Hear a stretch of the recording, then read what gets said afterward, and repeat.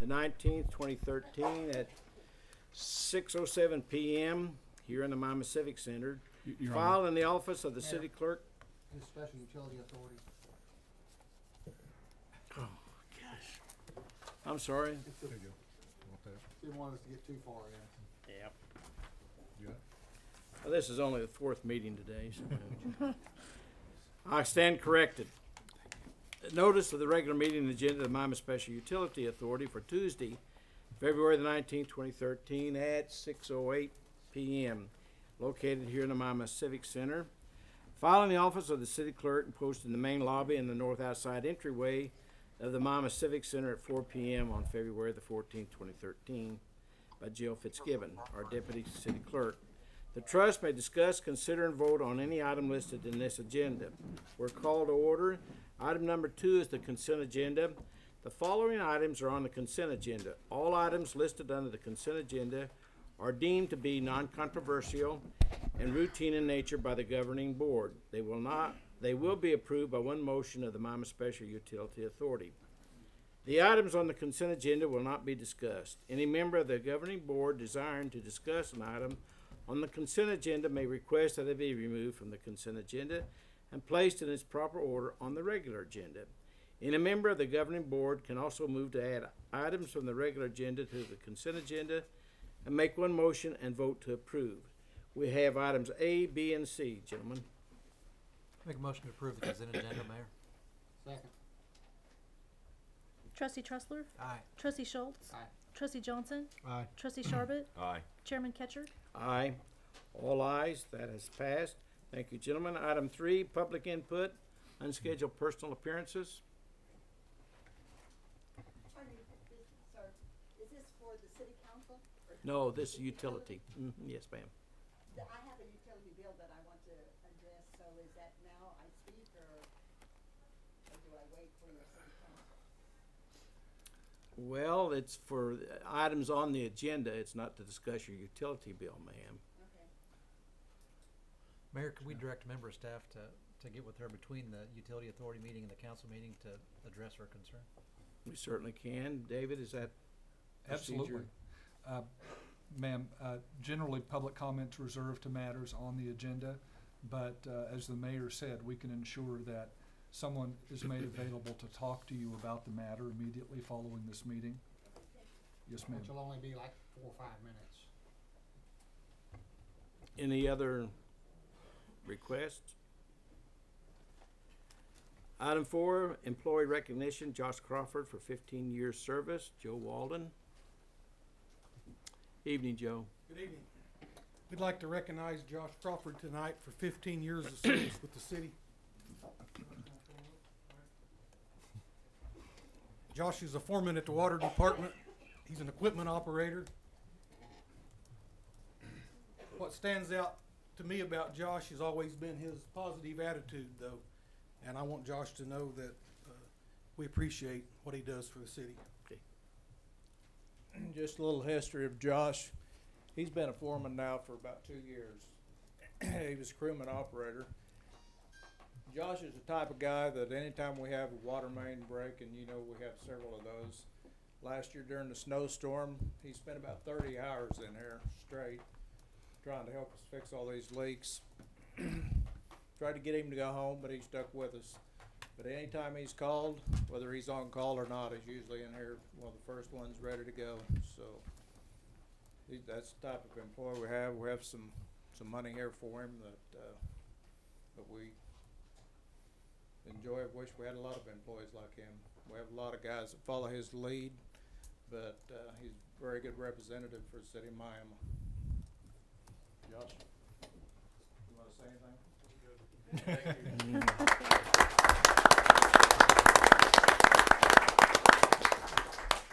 Thank you, Josh. The man in the OU red shirt is Mike Donovan, city employee.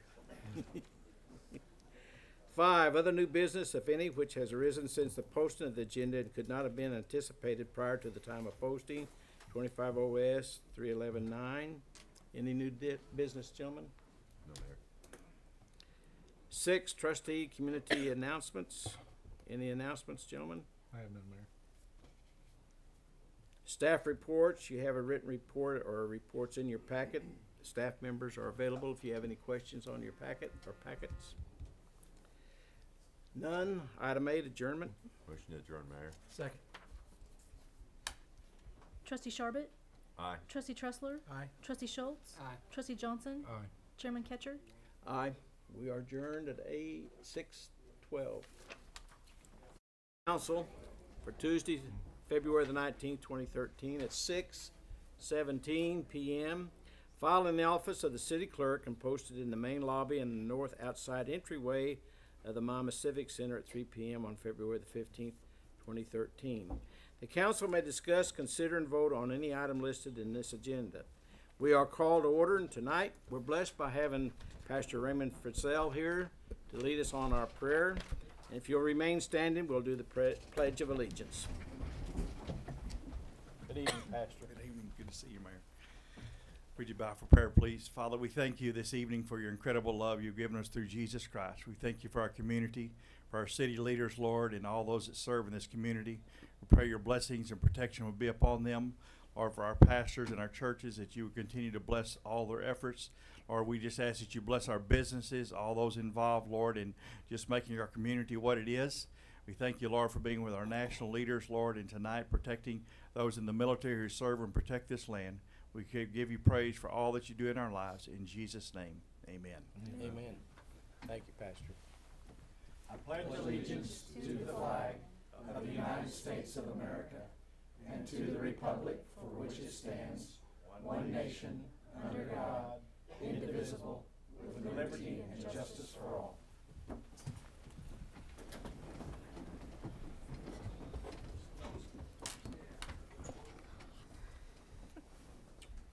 Item 4, citizens' input and unscheduled personal appearance. None. We'll move to item 5, which is the consent agenda. The following items are on the consent agenda. All items listed under the consent agenda are deemed to be non-controversial and routine in nature by the governing board. They will be approved by one motion of the Miami City Council. The items on the consent agenda will not be discussed. Any member of the governing board desiring to discuss an item on the consent agenda may request that it be removed from the consent agenda and placed in its proper order on the regular agenda. Any member of the governing board can also move to add items from the regular agenda to the consent agenda and make one motion and vote to approve. Gentlemen, we have tonight A, B, C, D, E, F, G, H, I, J on the agenda. If there's no discussion, Mayor, I'd make a motion to approve the consent agenda. Second. Councilman Johnson, Aye. Councilman Tressler, Aye. Councilman Schultz, Aye. Councilman Sharbit, Aye. Mayor Ketcher. Aye. All ayes. All those items have passed. Thank you, gentlemen. Item 6, City and Ottawa County Boy and Girls Club lease agreement for Armory Building. Kim Horn.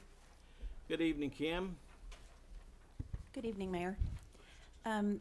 This process has been in action for a long time, a lot of back and forth and trying to work out the details. But there has been a lease agreement contract prepared that was in the packet.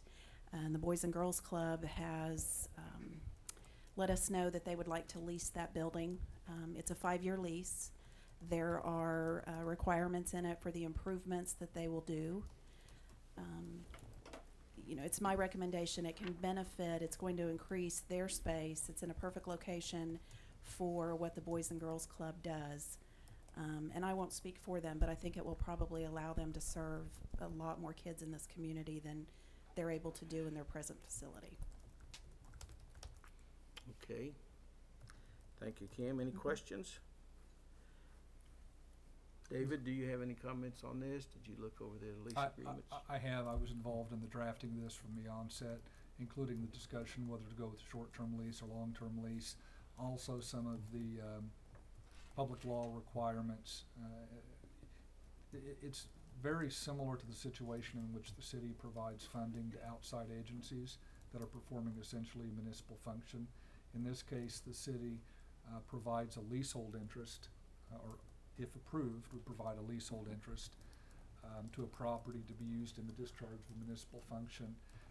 and the additional terms of that lease, of course, which nicely provide that the organization will provide additional improvements to the city's property. I advise the city to consider approval. Those were pretty substantial improvements, what I read. Yes, and I don't know if you've been inside that building, but it's pretty much a shell. So, I mean, it definitely substantial improvements to what we currently have. You can play basketball on the one side. Exactly. Yeah, I think they're looking forward to that. Make a motion to approve, Mayor. Second. Councilman Tressler? Aye. Councilman Schultz? Aye. Councilman Johnson? Aye. Councilman Sharbit? Aye. Mayor Ketcher? Aye. All ayes. That has passed. Thank you. Thank you, Kim. And thank you, Boys and Girls Club. Mayor, you do have certain board members here from the Boys and Girls Club organization, one of whom is smiling brightly, Assistant District Attorney Jennifer Ellis. And I don't know if you have other board members here that could be recognized. Would you step up and introduce yourself to the mic? Come up, Come on up. ladies. I'm Jennifer Ellis. As Mr. Anderson said, I'm from the District Attorney's Office, and I'm also the president of the board of the Boys and Girls Club. And yes, this has been a long time in the works, ironing out the details, and we are thrilled to be able to have the opportunity to increase what we've always done as a summer program to include all the children who previously would have gone to the Miami City program for the summer. We can have this space to accommodate all those children under one roof. So we're very pleased. And here's Melissa Moore, who's our director of the Boys and Girls Club, and also Linda Kilman, who's one of our board members as well. So Okay. thank you, all of you. Thank you, Jenny. Thank you, ladies, for coming. We're glad to serve you. Item 7, adoption of an ordinance to allow for rezoning a tract of land described as lots 1 through 11, Block 3 in Fairholme addition to C1 Off-Street Parking District to allow for additional parking for our NEO College. Chuck? Thank you, Mayor. Tonight we have 2 items. The first item, both these items are rezoning items, property that NEO College has. And they came to the city asking about additional parking. Our ordinance allows parking in C1 zoning only. So in order to be within conformance with the city's regulations of our zoning, this petition went before the City Planning Commission. They are recommending that the City Council approve the rezoning. The first one, I'm going to read the legal description. I gave you an exhibit, and this one is on the south side of Central Avenue between K Street and L Street. So near the new residence hall that they just built up there, it's going to be on the south side of Central Avenue. And those lots, as in the legal description, are rezoning lots 1 through 11, Block 3 in Fairholme addition. And again, the City Planning Commission has went before them. They're given a favorable recommendation to the City Council that they approve the rezoning for this property to C1 to allow parking for NEO. That's where they taught their art classes, right? And then they demolished it through the flood and using it for parking now. Okay. Mayor, may I inquire? Sure. It's ordinary in these circumstances to issue notice of the proposed rezoning. Was any notice given to the public? David, could you please explain to the council just a little bit, you and I have talked about it before, something about the notice that's given to the public prior to the meetings, and also comment, please, if it's okay, Chuck and Jeff, on whether any citizens appeared before the Planning Commission with any comments or opinions on the proposed rezoning. Okay. We sent out notice, or they put a notice in the paper that we was having this, told the date to the planning board, told the date to the city council. Also, notice were sent out to everybody within 300 feet of both of these properties from their outside property lines. I had a few people call to ask just to make sure where it was at, but I did not have anybody object to it. Did anyone appear before the Planning Commission to make comment or object? No, sir. And if I may inquire, Your Honor, whether it be appropriate to determine if anyone is presently here from the public which has any comment on the proposed rezoning before a vote is made. Thank you, Your Honor. Mhm. If there's no other questions, I'll make a motion to approve. Second. Councilman Sharbit, Aye. Councilman Tressler, Aye. Councilman Johnson, Aye. Councilman Schultz, Aye. Mayor Ketcher. Aye. All ayes, that has been approved. Thank you, Chuck. You're also on 8. Number 8, adoption of an ordinance to allow for rezoning a tract of land described as the south one half of lot 15 and all of lot 16 and lots 31 and 32 in Brookside addition to the city of Miami, Ottawa County, Oklahoma, to C1 off-street parking district to allow for additional parking for any old college. Just as with the other item, the exhibit, this property is off of Rockdale Boulevard, southerly between Brookside and Park Circle. Again, the same circumstances, rezoning it for C1 to allow parking. Your Honor, may I inquire again briefly? Sure. Were the same notice provisions issued, Chuck and David? Yes. Did anyone appear before the Planning and Zoning Commission to comment? No, sir. Are you aware of any direct objections that anyone has stated on or off the record concerning this? No. And again, I don't think there's anyone here that's walked in, but if the mayor would allow, I would suggest that you open the floor to any comments from any members of the community who may appear on the matter. And if there are none, thank you. Any comments from the audience? Any No. further comments, gentlemen? And I do that, I know it's unusual. One of the reasons I approach it this way is because matters of rezoning involve specific public notice to specific property owners. And in that context, it takes on the mantle of a sort of a public notice or a public meeting on that topic. And so when you have a matter like that come before the council, that will be one of the rare times you'll hear me ask to solicit the opportunity for additional comment from the public on an item-by-item basis. But that's why. I may add, David, the City Planning Commission voted unanimously for both these, if I remember right. Yes, they did. There's not any emergency clause in either one of these, is there? Not aware of any. Okay. No. Motion to approve. I'll Second. second, Mayor. Councilman Schultz, Aye. Councilman Sharbit, Aye. Councilman Johnson, Aye. Councilman Tressler, Aye. Mayor Ketcher. Aye. All ayes again, that has passed. Thank you, Chuck. Thank you. David.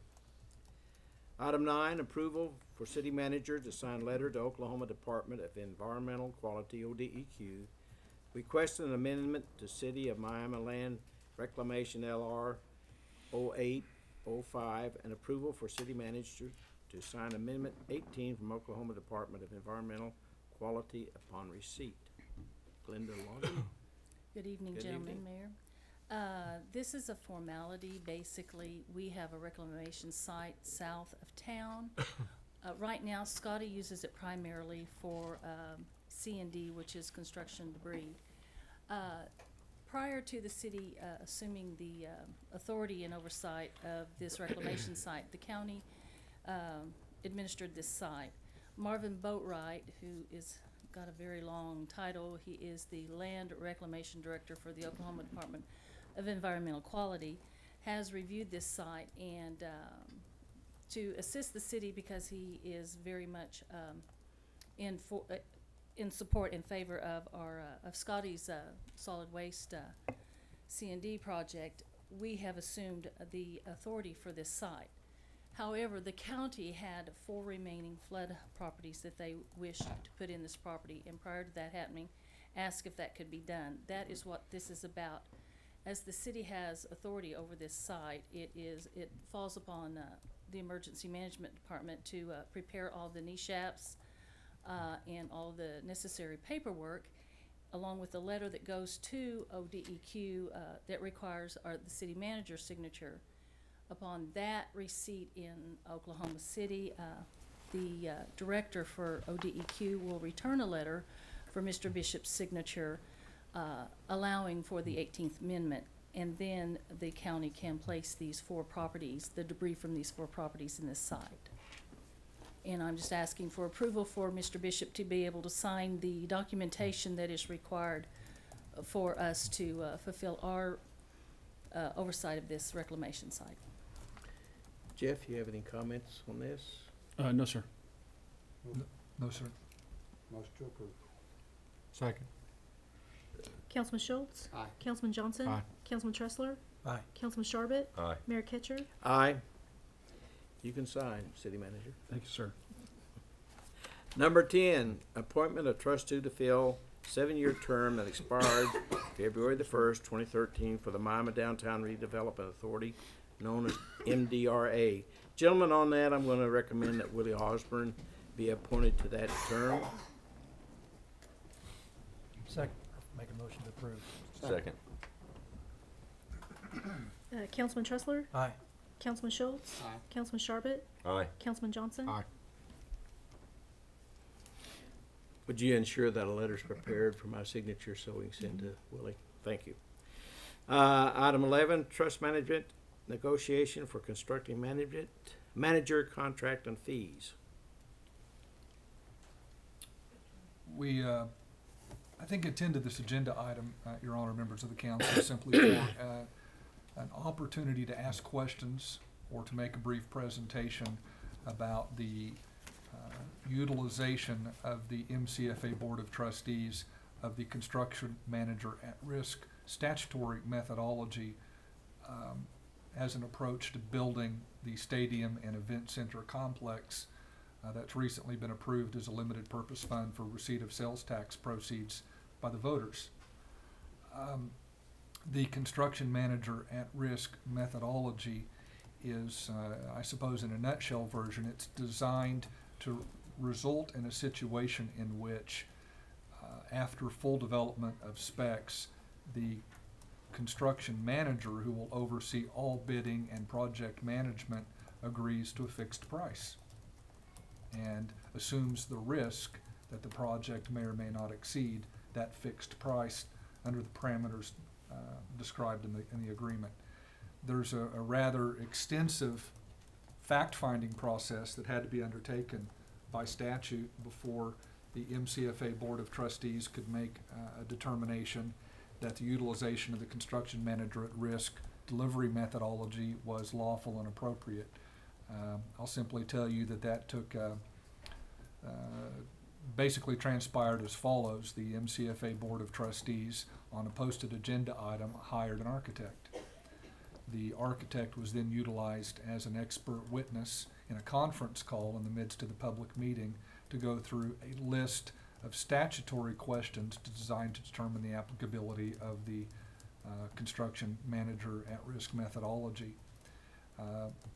Although the statute explicitly allows the city to use the methodology, the state statute does not require the city to follow the state admin regs, which state agencies follows. Nonetheless, in an abundance of caution, I've advised and the MCFA Board of Trustees have utilized the framework of the state regs as a template. So we utilized one of the regulations and one of the series of questions and answers, well, more than one of the forms that the state uses in this fact-finding determination on the use of the methodology.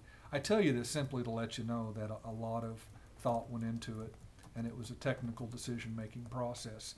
At the end of it, the MCFA Board of Trustees made the decision to use the methodology. The methodology then resulted in shortlisting for purposes of further interview a number of construction manager firms that had expressed interest. I'll tell you that those construction management firms were all from the state list of approved construction manager firms. The interviews were conducted in accordance with the proper methodology.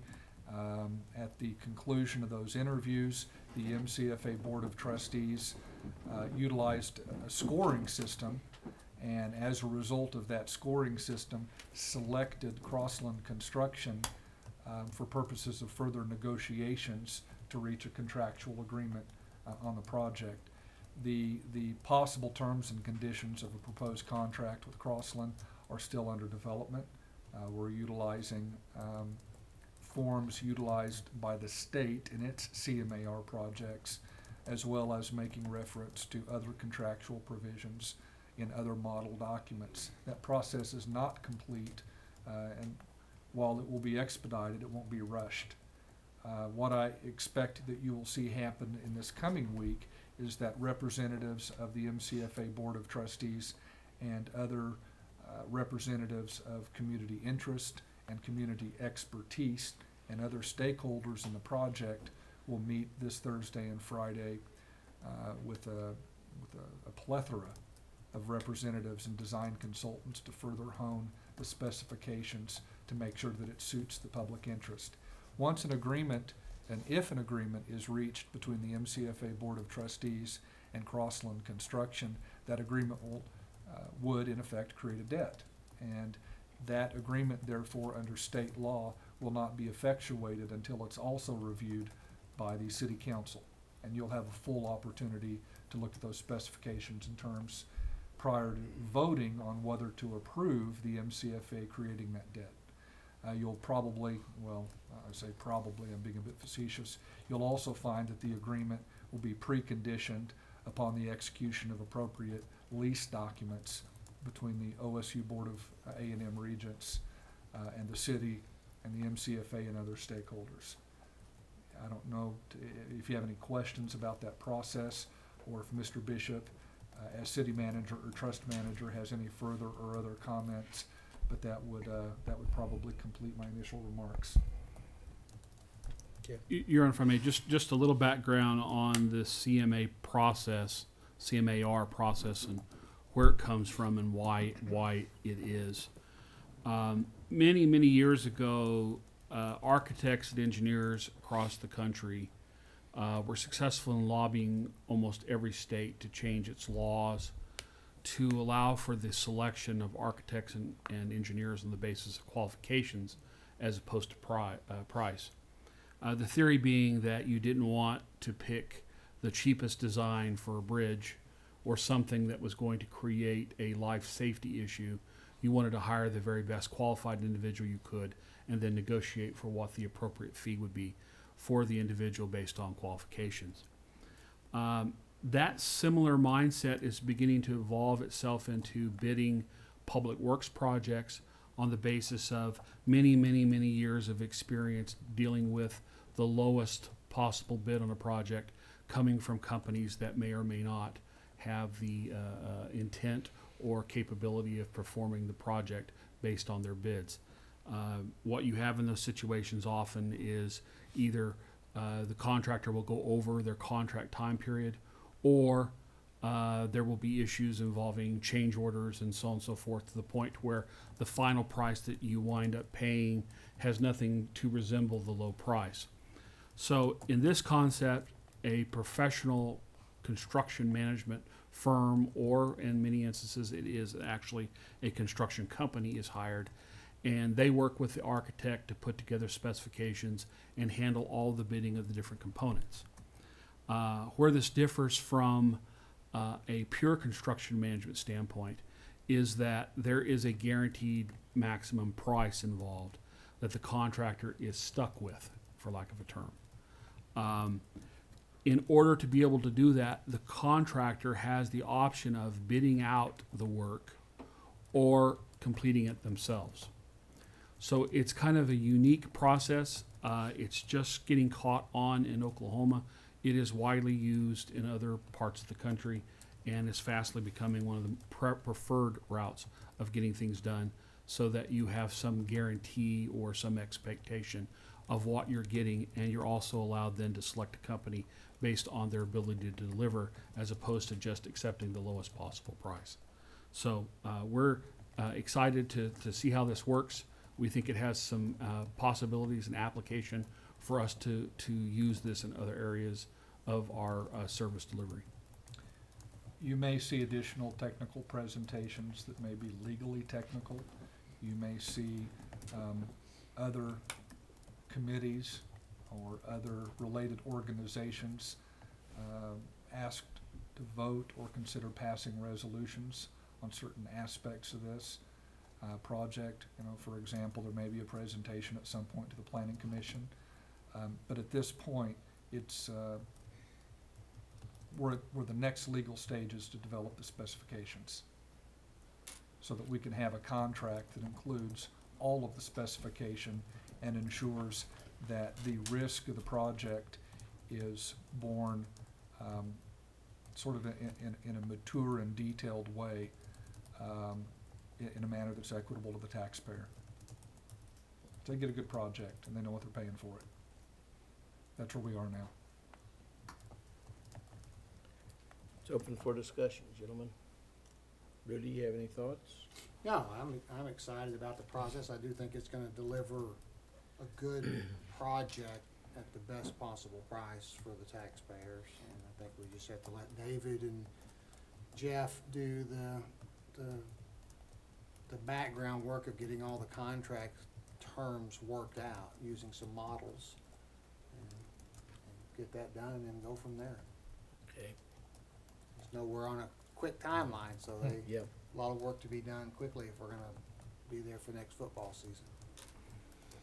Do we need to give Jeff authority to do this, or was this just for I discussion? think the trust authority Trust authority's already. is granting him done. that authority. Yep. They're the ones that actually, I So think, this is basically that. just for knowledge Right. Yes, sir. tonight? Okay. Yes, sir. And the opportunity to ask questions if you have Okay. any in a public venue. I attend those meetings every Wednesday night so far, and they go into quite a bit of depth and talk. So, got a good group of men and a lady in charge of that, so I expect good things to come out of that. Mayor, council, if this will be of any benefit, from a legal perspective, it's not uncommon when you see various interests represented on a group, whether it be the Miami School District or NEOA and M College or the city itself, or the public leaders that have taken, the lead on this project. It's not uncommon to see, the need to resolve approaches. But I've got to tell you, sir, and I'm sure you've already noticed, this is one of the most extraordinary examples of cooperation between the municipality, the school district, and the NEOA and M College that I've certainly seen in my time as a citizen. And it's a pleasure, maybe a lot of work, as Rudy said, but it's a true pleasure to be a part of it. I don't know of any other situation like this one that's happened before. So it's a good deal for everybody. Any other discussion, gentlemen? If not, we'll move to item 12. That's mine. Central Bridge Ribbon Cutting Event. I asked Jeff to put this on so we could discuss the completed East Central Bridge. I think we're in an area now that we need to talk about how we're going to name it and give some press to the Ottawa tribe who's responsible for this. Of course, the bridge work, we don't want to do anything, according to Jeff and David, until all their work is completed, whatever remains to be done. And then when that's all finished, I suppose, does ODOT accept it, or what's the deal there? Do we? But we don't want to do any planning till everything's completed.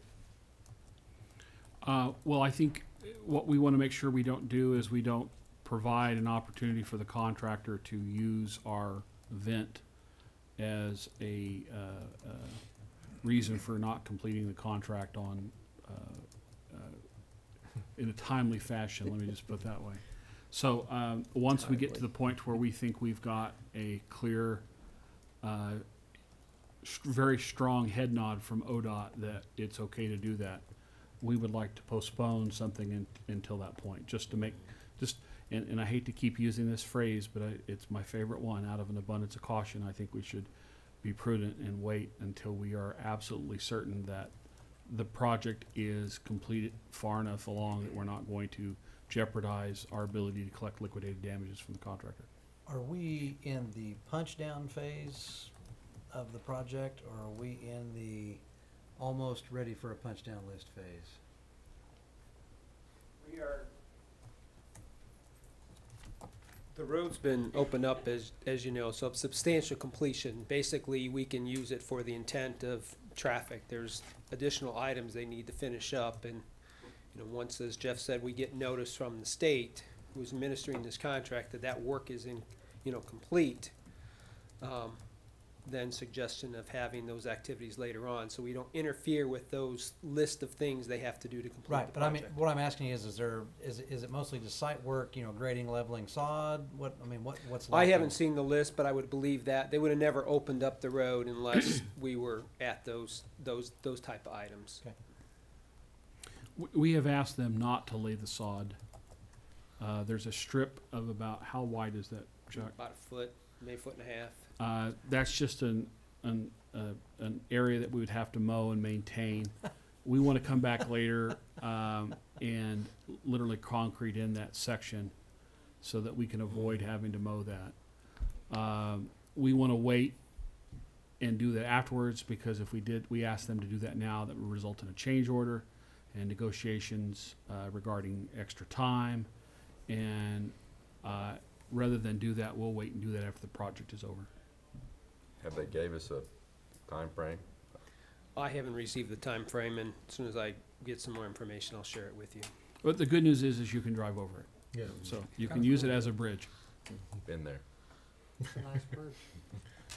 Well, I just wanted everybody to be thinking on the council what type of name you'd want. I prefer kind of the Ottawa East Central Bridge, and would have some type of plaque honoring the chief, assistant chief, and the board members of that tribe to put it someplace over there.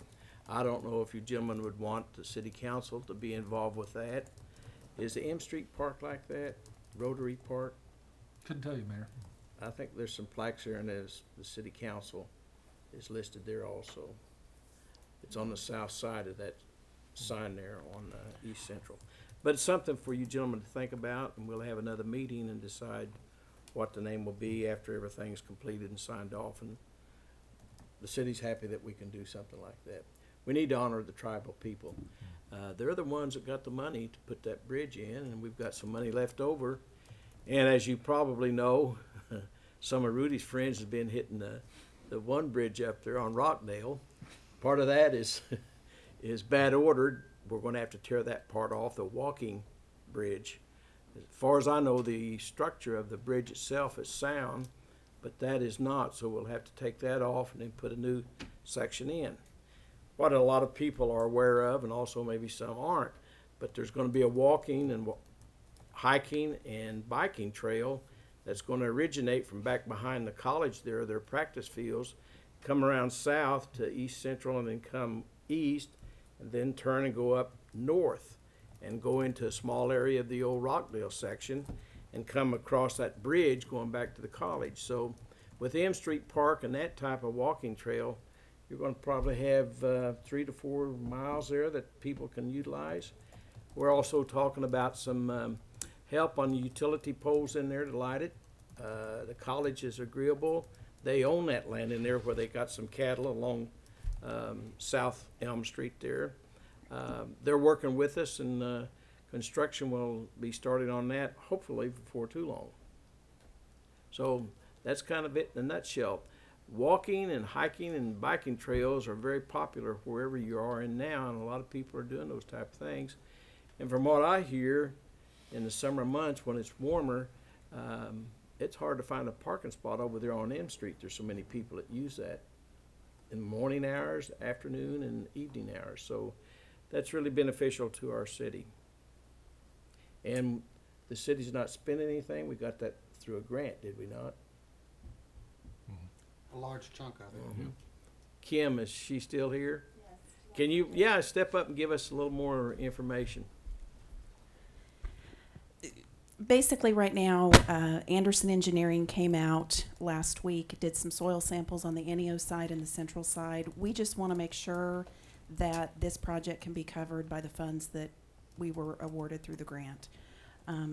We're expecting back probably within a week. Tyler Klein is working with me on the project. We will get with Jeff, and then once we're ready to bring it to the council to sign the contract, the next step will be to get with NEO, go before the Board of Regents on the easements. And also, we got a letter back from the Historical Society of Oklahoma that we have to do an archaeological survey along Tar Creek. Larry said in his 30 years of grant writing, that's the first time he's had that happen. But we've already had calls about people that are willing to bid on that. when we were out there doing the soil samples, I just want to comment that we were standing back by the Nazarene Church, and I saw a runner coming up Central, you know, which isn't the safest street, and it was about 8:30 in the morning because there's so many kids going back and forth. And as he went across the bridge, it was kind of an aha moment for me because I could see how it's all going to link. And that whole area, it's kind of a revitalization of the whole area.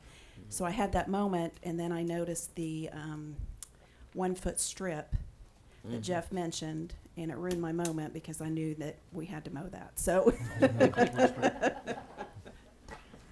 so there is a phase 2 also that will run from Rockdale into what we call the canyons and come back up Elm.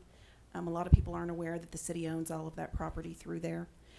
We will apply for phase 2 in January, and you know, if we're awarded phase 2, the state has let us know that they know it will be funded for at least 2 more years. So now's our opportunity to try to, you know, receive those funds.